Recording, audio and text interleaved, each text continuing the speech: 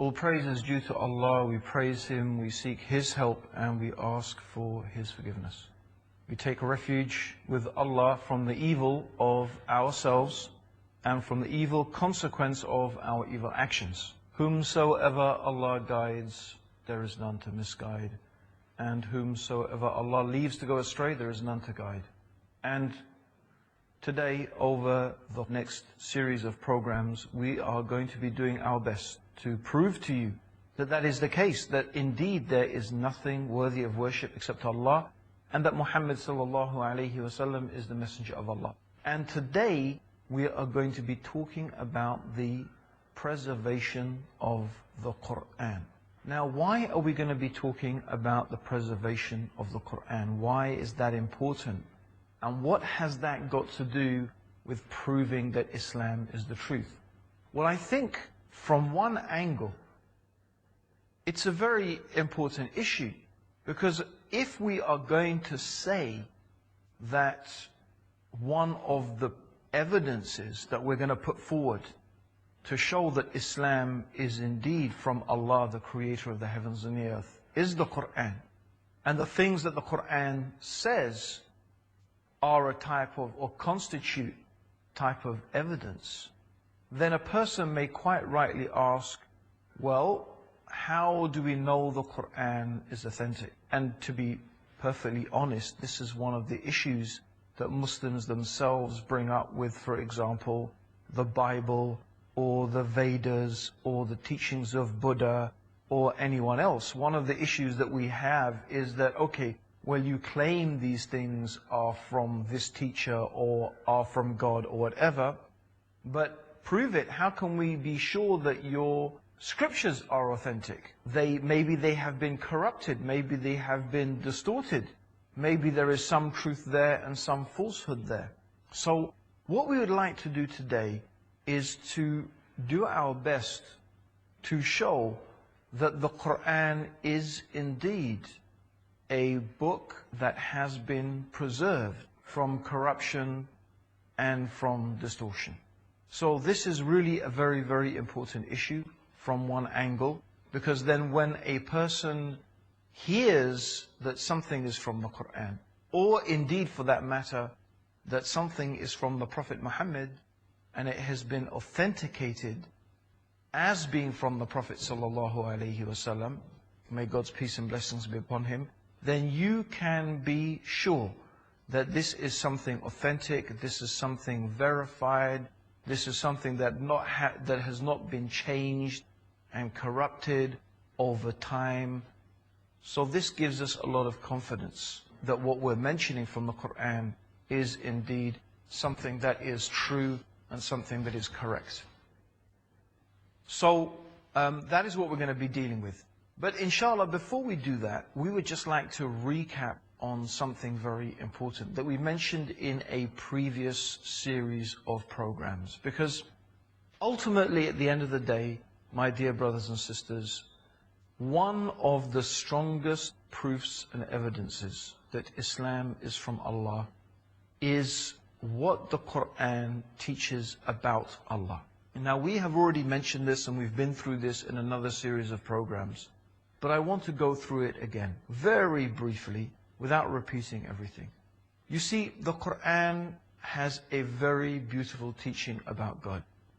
And in fact, if this was the only thing that the Quran was teaching, the oneness of God, the uniqueness of God, the transcendence of Allah, if this was the only thing the Quran was teaching, really for a person who is very logical and rational, and who is really in touch with their nature and their inner selves, then for them, that probably would be enough of a proof and evidence that the Quran is from God. Because what we find is that nearly every religion, in some way or another way, distorts the belief in the oneness of God in some way or another. For example, Christianity teaches that there is one God, that there is one Creator who has brought this whole universe into existence. In one way or another, this idea is corrupted by the idea or the concept that For example, as Christianity teaches that God has become man and that somehow Jesus is both human and God. So this is really a corruption and a distortion of the pure teachings of monotheism. Because in reality what we find is that this is a type of impossibility. How can something be completely human and completely divine at the same time? Because the qualities of true divinity and the qualities of true humanity are incompatible. God is eternal, whereas human beings are finite. God is self-sufficient, whereas human beings are needy. How can something be eternal and be finite at the same time? How can something be self-sufficient and needy at the same time? You see, this is the problem. So any religion that teaches that God is a man or that God is like some created thing, really, how can we accept that to be true? Because when it's talking about God, it is already upon a type of corruption and a distortion and a falsehood. Whereas Islam is free from this type of thing. The things that Islam teaches about God are really very rational and very reasonable. And this is one of the strongest reasons for believing that the Quran is from Allah subhanahu wa ta'ala. So what we want to emphasize upon today, my dear brothers and sisters, may Allah have mercy upon you, may Allah guide us, all of us, closer to the truth, is the issue of the preservation of the Quran. Now, one of the things that I want to touch upon is the historical evidence of the preservation of the Quran.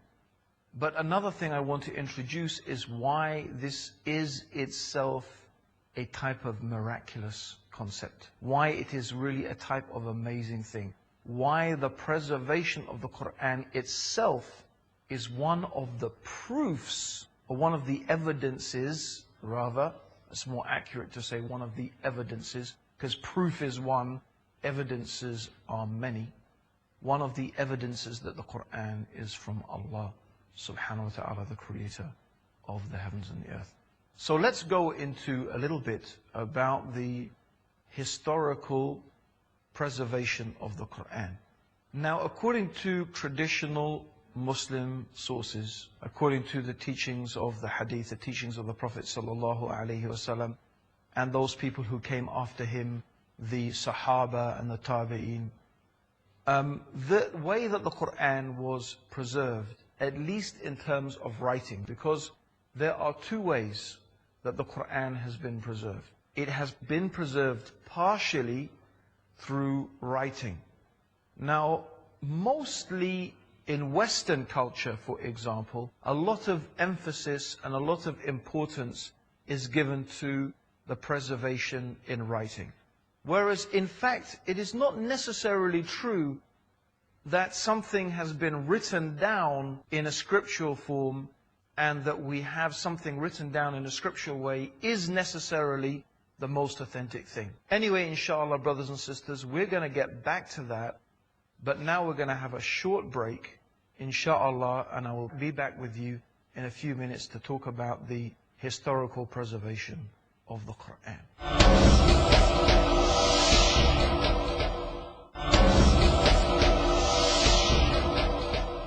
Assalamu alaikum, brothers and sisters. Welcome back to the proof that Islam is the truth. And today we're talking about the preservation of the Quran. And I just wanted to read an ayah from the Quran. Verily, we have revealed the dhikr, the reminder, which is one of the words for the Quran. And verily upon us, Allah subhanahu wa ta'ala is saying, upon us is the preservation of it. This is a promise in the Quran that Allah will preserve the Quran. And the reality of the preservation of the Quran is without doubt one of the miraculous aspects of the Quran and one of the proofs and the evidences that it is from Allah. In fact, you will find that nearly every type of book and scripture and writing through time goes through many alterations and distortions and corruptions. Now this may not be the case so much today with the invention of the printing press, but of course in ancient times when books were largely transcribed by scribes, then there was a lot of opportunity for corruptions and distortions and additions and deletions to take place. Yet throughout the 1,400 years of Islamic history, the Quran has remained the same. In fact, it is one of the most remarkable things that you could take a copy of the Quran today. You could take a copy of the Quran today. So for example, if we took this Quran here, and we looked at the Arabic. So this is of course an English Arabic Quran, but if you looked at the Quran today, and you took this Quran, and you compare it with a Quran in Saudi Arabia, and you compare it with a Quran in Morocco, and you compare it with a Quran in China, and you compared it with a Quran in Siberia, and even if you went back in history, 100 years, 500 years, 1,000 years, 1,200 years, in fact, the most ancient manuscripts that we have of the Quran date to a time that is almost contemporaneous to the time of the Prophet ﷺ. It means we have manuscripts of the Quran dating back all the way back to the time of the Prophet ﷺ. And the amazing thing is that if you examined these manuscripts, you would find that the actual words of the Quran are exactly the same. Okay, the style of writing may be different. The use of certain diacritical marks may be different. But the actual words remain exactly the same. This is a fact. Actually, this is one of the greatest arguments against those people who claim. There are some people who are trying to claim that the Quran has evolved, it's an evolved text. They're trying to make the same claims about the Quran that have been discovered about the Bible. But no one or very few people take these claims really seriously. And part of the reason is that the sheer weight of evidence against such a claim is there. Because we have these texts of the Quran, and we have different manuscripts in places like, for example, Tashkent, we have manuscripts in Cairo, we have manuscripts in Yemen, we have very, very ancient manuscripts that date really to the time, very close to the time of the Prophet ﷺ. Let's go very briefly through the history of the written preservation of the Quran. Now, of course, during the lifetime of Rasulullah ﷺ, the Quran was never actually collected as one book. And the reason for that, of course, is that as long as the Prophet ﷺ was alive, it was still possible that some more verses of the Quran would be revealed. However, the Prophet ﷺ, he used to recite the Quran from beginning to end every Ramadan. And in the Ramadan before he died, the Prophet ﷺ recited the Quran twice. And the angel Gabriel, Jibreel, used to come and go through the Quran with the Prophet ﷺ in the month of Ramadan. So the Quran was known from Surah Al-Fatiha to Surah Al-Nas. It was known by the people who used to memorize the Quran, and what was known as the Quran was understood, but it was never written down as what is called a mushaf. They wrote down the Quran in various pieces and fragments, but it was never written down as one book. However, after the Prophet ﷺ died, there were what was called the wars of Ridda. These are the wars of apostasy, when many people began to apostatize and leave the religion of Islam. And there were some wars against those people. And in those wars, many of those people who had memorized the entire Quran, who were known as the Huffaz, the memorizers or the preservers, from hafidh, which means to preserve in Arabic. These people had preserved and memorized the entire Quran in their memory.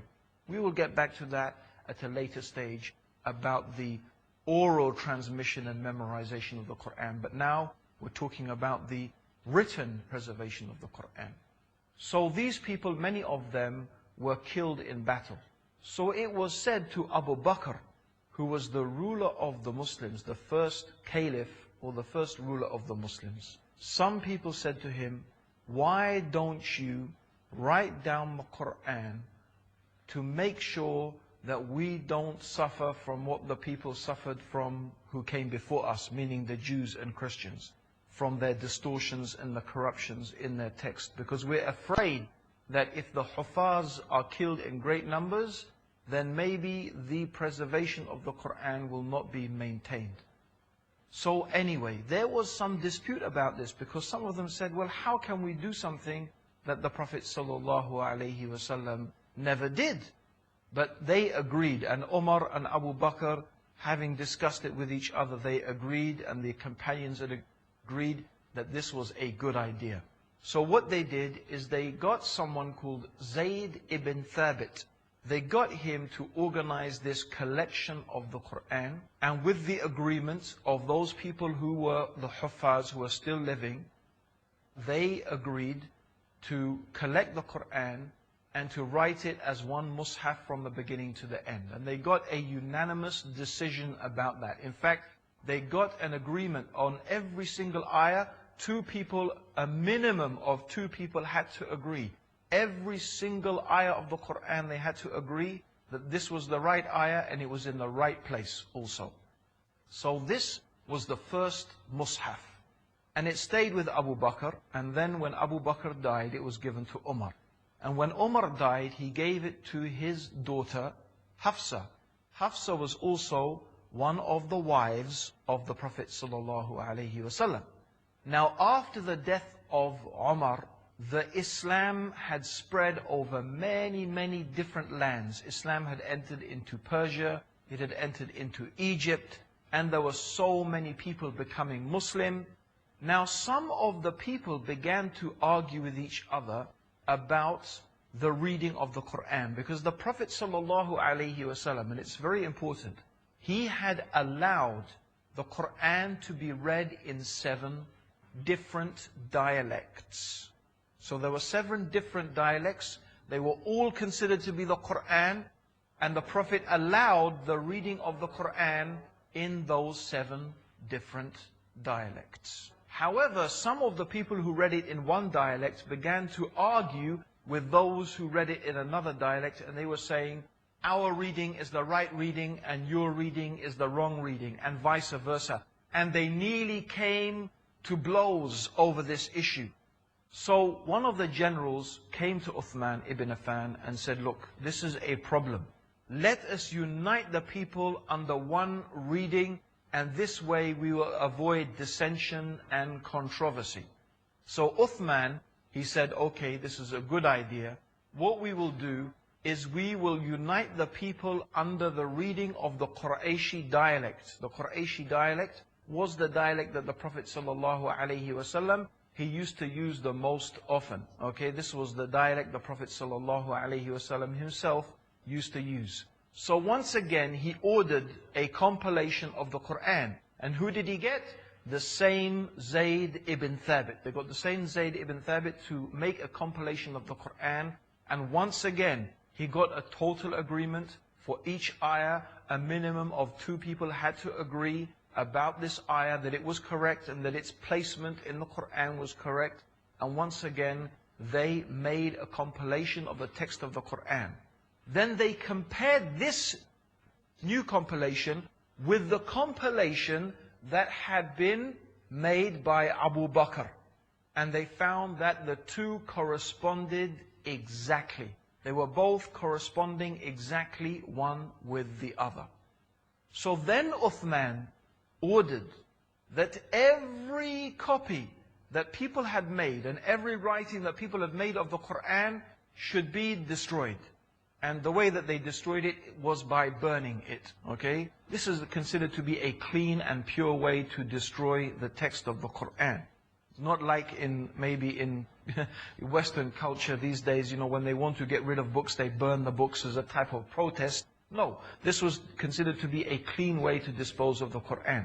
So every Quran they had was either washed, as the Mus'haf that was given to from Abu Bakr and Umar to Hafsa, it was actually washed clean.